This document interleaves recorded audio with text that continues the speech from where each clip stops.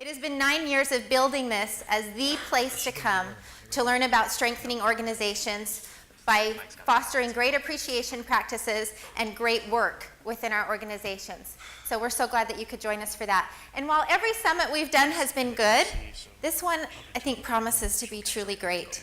After all, do they do anything small in this town, right? We can see the Washington Monument from outside the hotel, the Lincoln Memorial, the Smithsonian. It's huge. So this entire city is on a scale all its own, and we hope to match that today. Surrounded by all of this history, it really gets me thinking about our own stories, the stories that we're creating for our organizations. You know, how did we become the companies that we are today? And how do we become the companies that we hope to be tomorrow? That's really up to us, right? How do we make sure that we are the company, not only the one that's in our marketing materials, but the story that our employees tell when they talk about what it really feels like to work for our organization matches those marketing materials, right?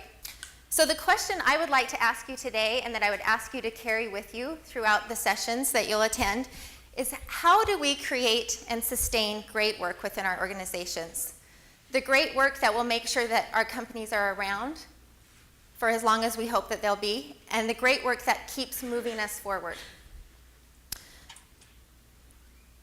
There are those in our organizations that are charged with cutting costs, right? Those are, they search the firm high and low for opportunities to make real improvements by saving money. Such measures often add to a firm's short-term profitability, and those accomplishments are often recognized and celebrated. While cutting costs can be a necessary form of defense, we have to make sure that they are the right costs to cut. We cannot hope falsely that cutting costs alone will create a healthy organization. At some point, we have to play offense. We must add new value, and we must inspire our people to add new value by doing great work. When we forget how to play offense, our companies die.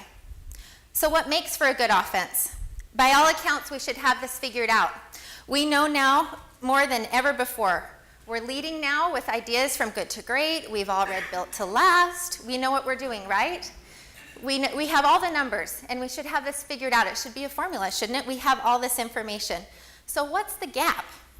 In fact, we have so much information, sometimes I think it's hard to know what to do with it all. Do you struggle with that in your organizations?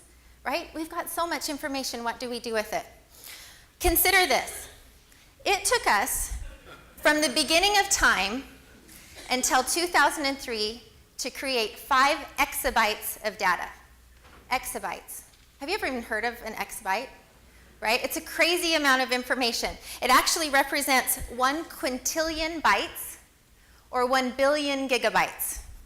Okay, it's a lot of information. But from the beginning of time till 2003, that's a long time. So that kind of makes sense, right? So what about today? That's only 10 years ago. How quickly are we getting to 5 exabytes today? 10 minutes. Every 10 minutes, we create 5 exabytes of data. And the estimates from all of those who know say that within 5 years, it will be 5 exabytes of data every few seconds, right? The pace of information and the way that we're gathering it and able to accumulate that type of information is just accelerating at an insane pace. So with so much data, so easily accessible, we should know everything about everything. I mean, that's the theory of why we are collecting this, right? But with so much information about our people, our industries, and our economy, why aren't our organizations any smarter about staying around longer than our predecessors, or uncovering the secret to long-term success, or staying in the good graces of Wall Street? Having all this data is important, but I think that sometimes we are so data-rich in our methods that we become people-poor in our execution. And so I'd like to talk about the relationship between data and people this morning. There's often a gap between connecting what the data tells us and the value that we hope that people will create. And that's really where our businesses benefit, is when people create value. The value always lies in the story, in connecting people to the story that the data tells us. So we have to be able to discover the story. Our people, whether we're talking about our people as employees, as shareholders, as customers, are the reason we measure in the first place. So we can better serve and inspire them to continue their relationships with us and continue work in the best interest of the business. What the numbers can tell us is how we can create a work environment, how we can create processes, how we can create systems that help people create great work. Organizations that win use numbers to drive people to action. Let me share one quick example with you. Ohio Presbyterian Retirement Services. We are privileged to have Dana Ulam-Vucelich here today. She's the CHRO of OPRS. Thank you, Dana. This is one of my favorite examples of connecting people to data, so I'd like to share it with you this morning. OPRS is an organization, as you can imagine, if you're in healthcare or have experienced healthcare, which I hope is all of us. It's an organization with a lot of data. They have data on their patients, they have data on their nurses, they have data on their services and on their outcomes. There's a lot of information there. They also use their data to drive improvements because it tells them where they have gaps. It shows them where they could have better outcomes, which all makes sense. But for some reason, sharing all that data wasn't working for OPRS. No matter how they shared the numbers with their nurses and told them the processes to improve the outcomes, they weren't making the progress that they knew that they could, and it was frustrating. OPRS tried something a little different. They looked at the data with a focus on their people instead of on their patient outcomes. What if they found out what practices the most successful groups within their organization were engaging in, and they connected the people with the numbers in a new way? What they discovered was that locations that had higher use of the organization's recognition and appreciation programs also experienced these outcomes.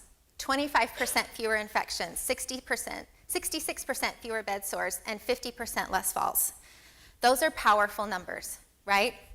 They also experienced improved health department scores and a greater continuity of care for their patients. That was really interesting. So they looked even further.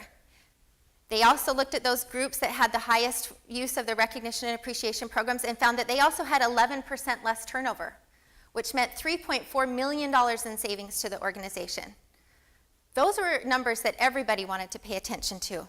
But the most important thing is that Dana then told that story. And she told that story to the same people who she had been sharing the metrics of the outcomes with all along, her managers, her nurse managers. And guess what? They listened. Because they care about the patients, right? Their focus, their argument all along had been, I don't have time to take care of my nurses, I'm taking care of patients. But when Dana could make the connection between taking care of your people, that means taking care of your patients. That connection was made, and the data was received in a whole new way, and the outcomes started to change. For OPRS, appreciating great work meant playing good offense. It meant delivering better outcomes. Now, just between you and me, in practical terms, I think this means that when our children start shopping for nursing homes, we start asking if they have effective recognition programs. So just put that one in the ticker and make sure that if you remember one thing at that point in your life, it's to ask them about their recognition programs. So how do we go about staying focused on the things that matter to our shareholders, to our employees, and most of all to our customers? I invite you to consider this summit your opportunity to bring your issues, to bring your organization's challenges, and think about how to connect them in new ways.